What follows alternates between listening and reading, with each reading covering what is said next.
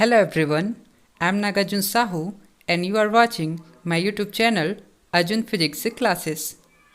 इससे पहले लेक्चर 1 और लेक्चर 2 में हमने देखा था मैकेनिक्स ऑफ अ पार्टिकल, मतलब एक कण की जो है मैकेनिज्म के बारे में हमने देखा था कि उसकी एंगुलर मोमेंटम, लीनियर मोमेंटम और एनर्जी जो है बल द्वारा कैसे प्रभावित होती है। इस वीडियो में हम क्या देखेंगे कि बहुत सारे पार्टिकल जब मिलकर सिस्टम बनाते हैं तो बल के द्वारा, उन्हीं बहुत सारे बल के द्वारा, vector sum of all forces के द्वारा सिस्टम के जो है एनर्जी और लीनियर मोमेंटम, एंगुलर मोमेंटम, इसमें इफ़ेक्ट जो है बल के द्वारा कैसे ज्ञात करते हैं उसको देखेंगे। तो इस वीडियो में हम केवल यही देखेंगे कि वो फोर्स जो है कैसे निकलेगा जो पूरे सिस्टम को जो है प्रभावित करेगा। चलिए देखते हैं। When a mechanical system consists of two or more particles we must distinguish between the external forces exerted upon the particles of the system and not belonging to the system and the internal forces arising on account of the interaction between the particles of the system themselves। तो यह है, क्या देखते हैं कि मान लो कि हमारे पास एक सिस्टम है जो n पार्टिकल से मिलकर बना हुआ है। ठीक है, बहुत सारे सिस्टम हैं जो n पार्टिकल से मिलकर बना है। तो मान लेता हूँ उसमें एक पार्टिकल है ith पार्टिकल और एक पार्टिकल है jth पार्टिकल, मतलब I equal to 1 2 3 4, j equal to भी 1 2 3 4, ऐसे बहुत सारे पार्टिकल मिलकर क्या बनाए हैं, एक सिस्टम बनाए हैं। तो यहाँ पर जो एक्सटर्नल फोर्स लगेगा, vector sum of all forces जो होगा, वो दो कंडीशन में लगेगा। वो क्या होगा कि इस सिस्टम पर जो है कि एक एक्सटर्नल फोर्स जो है कार्य करेगा। ठीक है, तो यदि मैं ith पार्टिकल पर लगने वाला जो वेक्टर सम है सभी फोर्स का, ठीक है, वो ज्ञात कर लूँ, तो यदि मैं उसका समीशन निकालूंगा तो पूरे सिस्टम पर जो लगने वाला फोर्स है वो मुझे मिल जाएगा। मतलब सबसे पहले मैं क्या करूँगा, ith पार्टिकल पर लगने वाला वो एक्सटर्नल फोर्स ज्ञात करूँगा और उसके बाद उसका समीशन करके I का मान क्या हो जाएगा 1 to n, पूरे सिस्टम का मान जो है मैं ज्ञात कर लूँगा, मतलब सिस्टम पर लगने वाला फोर्स का। और दूसरा बल जो लगता है वो होता है इंटरनल फोर्स। अब देखो, ये सिस्टम जो है बहुत सारे पार्टिकल से मिलकर बना है, तो यहाँ पर जो पार्टिकल है वो आपस में टकराएंगे। जैसे कि ये ith पार्टिकल है, ये जो है इससे भी टकराएगा, इससे भी टकराएगा, इससे भी टकराएगा, इससे भी टकराएगा। तो जिनसे टकराएगा वो पार्टिकल मैं मान लेता हूँ jth पार्टिकल है। ठीक है, मतलब ith पार्टिकल jth पार्टिकल आपस में क्या करते हैं, इंटरेक्शन करते हैं यहाँ पर। तो इंटरेक्शन के फलस्वरूप जो इंटरनल फोर्स लगेगा वो कितना होगा वो भी हम ज्ञात करेंगे। ठीक है, फिर उसका समीशन ले लेंगे तो हमें पूरा सिस्टम पर लगने वाला जो इंटरनल फोर्स है वो पता चल जाएगा। लेकिन एक बात यहाँ ध्यान दीजिए कि कोई भी पार्टिकल जो है खुद पर जो है फोर्स नहीं लगाता है, मतलब ये I जो है और J जो है आपस में इक्वल नहीं हो सकते।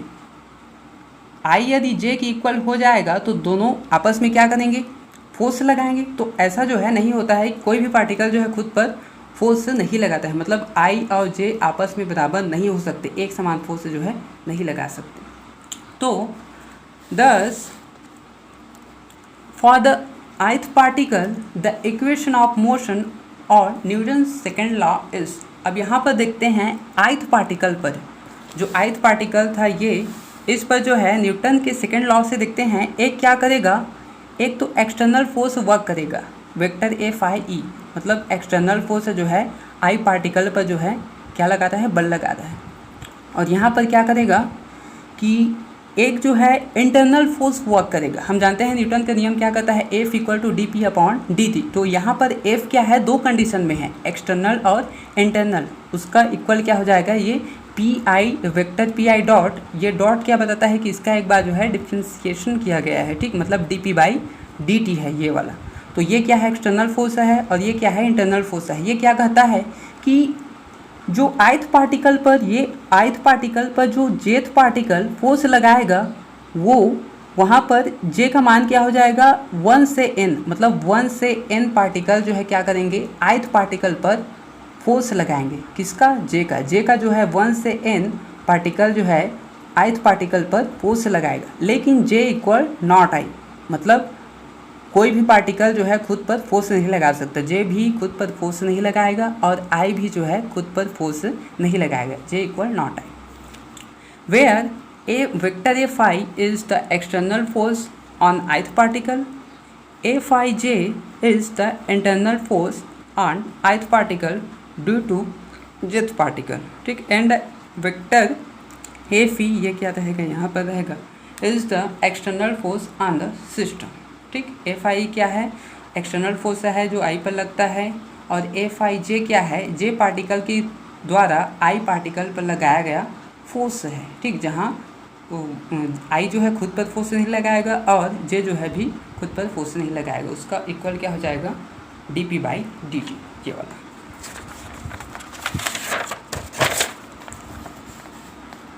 Now we assume that summation j from 1 to n j equal not i vector f I j obeys Newton's third law of motion, then we can write, ठीक। अब हम क्या अज्यूम करेंगे कि न्यूटन की ये जो फोर्स है, ठीक है, जेथ पार्टिकल द्वारा ith पार्टिकल पर लगाया गया जो फोर्स है वो न्यूटन के थर्ड लॉ को फॉलो करता है, मतलब f i j equal to minus f j i, i जो जे यदि आई पर फोर्स लगाएगा तो उसका इक्वल क्या हो जाएगा, निगेटिव में मिलेगा हमें, प्रत्येक क्रिया के विपरीत क्या होती है, बराबर प्रतिक्रिया होती है, तो माइनस एफ जे आई ये हो जाएगा। Excluding the term j equal to 1 since by definition f i is obviously zero, hence f i equal to zero, मतलब आई पार्टिकल यदि आई पर जो फोर्स लगाएगा वो उसका मान क्या होगा, ज़ीरो होगा, क्योंकि कोई भी पार्टिकल खुद पर जो है फोर्स नहीं लगाता है। Now taking sum over i, अब हम क्या कर रहे हैं, पूरे सिस्टम पर जो है लगने वाला फोर्स हमें ज्ञात करना है।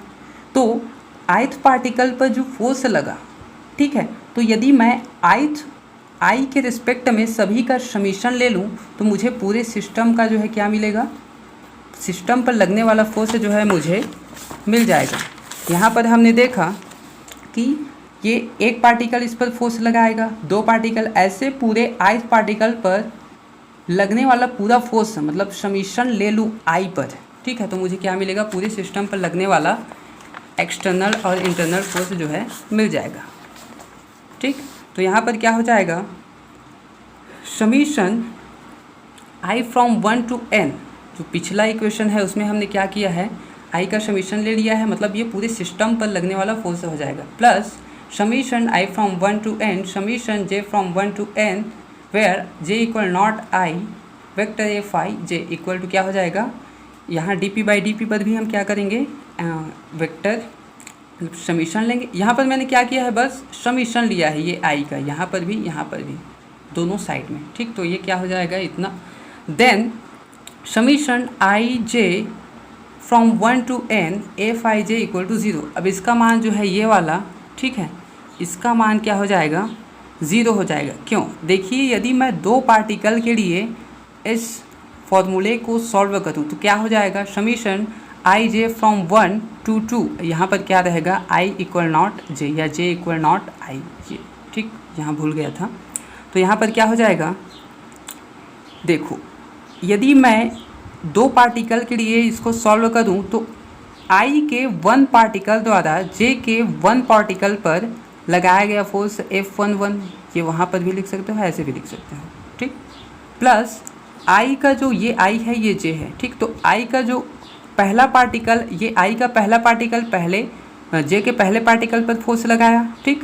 अब आई का पहला पार्टिकल जे के दूसरे पार्टिकल पर फोर्स लगाया, प्लस एफ आई का दूसरा पार्टिकल जे के पहले पार्टिकल पर फोर्स लगाएगा, प्लस जो आई का दूसरा पार्टिकल है जे के दूसरे पार्टिकल पर फोर्स लगाएगा। तो यहाँ पर देखिए न्यूटन के थर्ड लॉ से हमने देखा f i j equal to minus f j i, मतलब इसको F12 प्लस F21, तो F21 को मैं क्या लिख सकता हूँ, माइनस F12 लिख सकता हूँ। तो यदि ये माइनस F12 हो जाएगा तो ये माइनस और ये प्लस ज़ीरो हो जाएगा, और हम जानते हैं कि कोई भी पार्टिकल खुद पर फोर्स नहीं लगाता, मतलब ये I का मान 1 है तो J का मान 1 है, तो I और J बराबर हो गया यहाँ पर, तो इसका मान क्या हो जाएगा, ज़ीरो, इन दोनों का जो सम का मान है 0 और इसका मान भी फिर से दोनों सेम है, ठीक। तो ये क्या हो जाएगा 0, फिर से मतलब कोई भी पार्टिकल खुद पर फोर्स नहीं लगाएगा इक्वल टू 0। तो इसका पूरे का जो वैल्यू है ये मैं क्या लिख सकता हूँ, 0 लिख सकता हूँ, ठीक। And summation i from 1 to n। अब देखो i के 1 से लेकर n मान के लिए जो एक्सटर्नल फोर्स लगा है ये है i पर, ठीक है। तो 1 से लेकर 1 तक का जो पार्टिकल की संख्या को यदि मैं जोड़ूं तो वो मुझे पूरा सिस्टम ही मिल रहा है, ठीक। मतलब क्या हो जाएगा, ये जो है पूरे सिस्टम पर लगने वाला फोर्स हो जाएगा। आई पार्टिकल के लिए 1 2 3 n 1 से n क्या है, पूरा सिस्टम ही है, ठीक। तो ये क्या हो जाएगा वेक्टर एफ ई, मैं ये लिख सकता हूँ, ठीक है।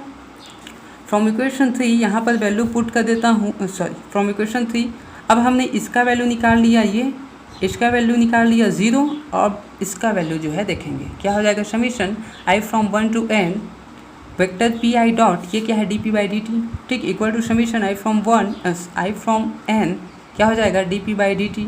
अब p का मान हम जानते हैं क्या होता है, यहाँ पर i पार्टिकल के लिए हो जाएगा m i v i dot, जहाँ पर एम आई क्या हो जाएगा मास ऑफ पार्टिकल i, ठीक, मास ऑफ ith पार्टिकल ये हो जाएगा, और वी आई जो है उस वहाँ पर उसका जो है वेलोसिटी होगा, ठीक। तो इसका इक्वल क्या हो जाएगा फिर से। अब देखो वी आई इक्वल टू क्या होता है, हम जानते हैं D r i upon d T होता है। तो एम आई कॉन्स्टेंट, सॉरी हाँ एम आई कॉन्स्टेंट है यहाँ पर, अभी रहने दो, क्या हो जाएगा। तो वी आई के जगह पर मैं लिख सकता हूँ d r i upon d t. तो d by d t d r i upon d t, ये क्या हो जाएगा डी टू आर आई हो जाएगा अपॉन डी टी स्क्वायर हो जाएगा, और एम आई यहाँ पर क्या आ गया आर आई आ गया, तो ये आर आई, ठीक है, equal to d two upon d t square summation i from 1 to n m i r i, इतना हो जाएगा, ठीक। क्लियर है, इसको मान लेता हूँ इक्वेशन 4। यहाँ पर क्या किया हूँ, बस इसका वैल्यू जो है मैं पुट किया हूँ और कुछ नहीं किया हूँ।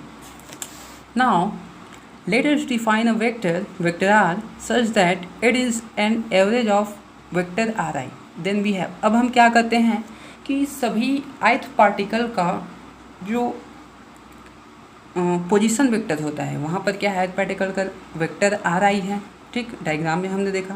तो यदि उन सभी का एवरेज निकालूं, मतलब सेंटर, तो सिस्टम के जो सेंटर है वहाँ पर मैं क्या निकाल सकता हूँ, एक जो है वेक्टर पोजीशन निकाल सकता हूँ, जिसको मैं क्या कह सकता हूँ vector position of centre of mass.